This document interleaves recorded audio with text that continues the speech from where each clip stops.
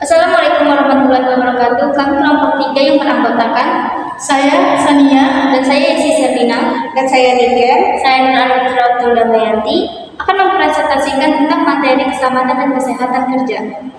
Keselamatan dan kesehatan kerja. Keselamatan dan kesehatan kerja menunjukkan pada kondisi fisiologis fisik dan psikologis tenaga kerja yang diakibatkan oleh lingkungan kerja perusahaan. Keselamatan dan kesehatan tempat kerja atau workplace safety and health mengacu pada kondisi psikologis fisik dan psikologis pekerja yang merupakan hasil dari lingkungan yang diberikan oleh perusahaan. Tujuan dan pentingnya keselamatan dan kesehatan kerja untuk memberikan kondisi atau lingkungan kerja yang lebih aman dan sehat, serta menjadi lebih bertanggung jawab atas kegiatan-kegiatan tersebut, terutama bagi organisasi-organisasi yang mempunyai tingkat kecelakaan yang tinggi. Lingkungan kerja yang aman dan sehat akan menghasilkan satu, peningkatan produktivitas karena menurunnya jumlah hari kerja yang hilang. Yang kedua, peningkatan efisiensi dan kualitas pekerja yang lebih berkomitmen. Yang ketiga, penurunan biaya kesehatan dan asuransi. Yang keempat, fleksibilitas dan adaptasi yang lebih besar sebagai akibat dari meningkatnya partisipasi dan rasa kepemilikan. Dan yang terakhir, rasio seleksi tenaga kerja yang lebih baik karena meningkatnya citra perusahaan. Faktor-faktor penyebab kecelakaan kerja. Yang pertama, kecerobohan personal. Yang kedua, lingkungan fisik. Yang ketiga, kecenderungan terjadinya kecelakaan atau accident firmness. Dan yang keempat, kehidupan kerja yang lebih berkualitas rendah. Selanjutnya, strategi untuk meningkatkan keselamatan dan kesehatan tempat kerja. Yang pertama, pengawasan tingkat keselamatan dan kesehatan, yaitu tingkat kejadian, tingkat frekuensi, dan tingkat keparahan. Yang kedua, pencegahan kecelakaan. Yang ketiga, pencegahan penyakit. Yang keempat, manajemen tindakan. Dan yang kelima, program kesehatan. Program-program untuk meningkatkan keselamatan. Hal yang terpenting dari program keselamatan adalah melakukan pencegahan terjadinya kecelakaan. Sasaran utama program keselamatan adalah dengan cara membuat karyawan berpikir pentingnya tentang keselamatan.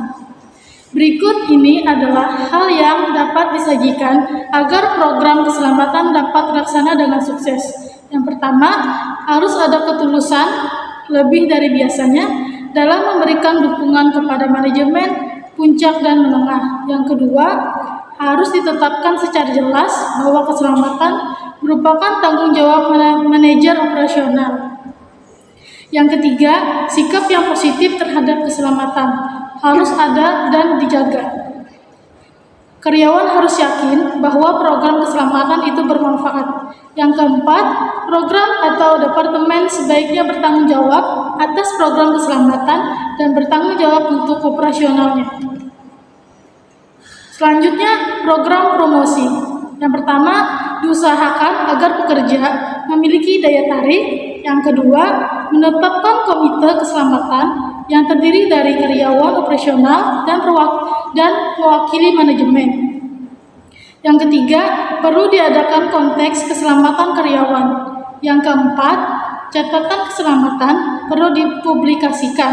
Yang kelima, gunakan majalah dinding untuk setiap departemen di organisasi, seperti gambar, sketsa, dan kartun dapat efektif jika disajikan sebagai sosialisasi pengetahuan keselamatan.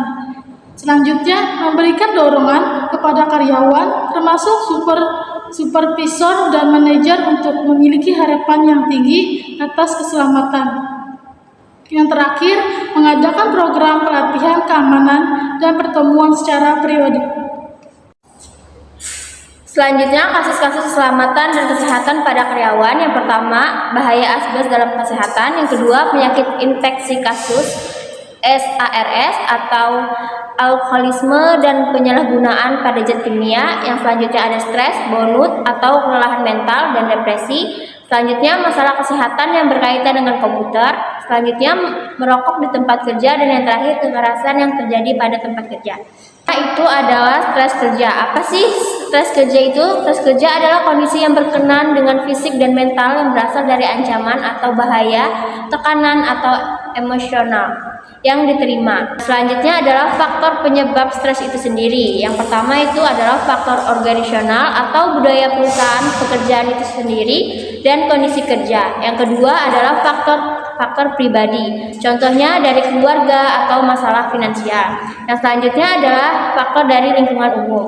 Yang terbagi menjadi dua, yaitu faktor fisik dan biologi. Faktor fisik misalnya seperti getaran, bising, radiasi, penerangan yang kurang baik maupun temperatur ekstrim. Sedangkan dari faktor biologi itu terjadi seperti virus, jamur, bakteri, insekt dan lainnya. Selanjutnya akibat potensial dari stres itu, jika stres tersebut cukup parah dan berlangsung cukup lama, stres itu bisa sangat membahayakan.